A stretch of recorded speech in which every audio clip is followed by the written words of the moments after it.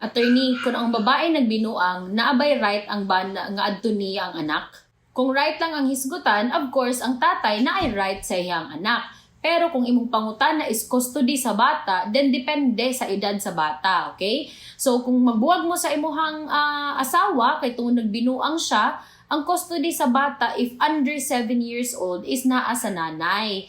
Unless na ay court order nga unfit ang nanay to take care sa the child. Pero kung walay court order, then under the general rule, ang custody is naa sa nanay. Kay tungod, under 7 years age pa ang bata. Kinahanglan pa siyang pag-atiman sa iyahang mama, okay? And also, while ang nanay nagbinuang, she may not be a good wife to you, but it doesn't mean nga dili pud siya nindot nga nanay. Kay pwede man nga dili siya maayong asawa pero maayo siya nga inahan, okay?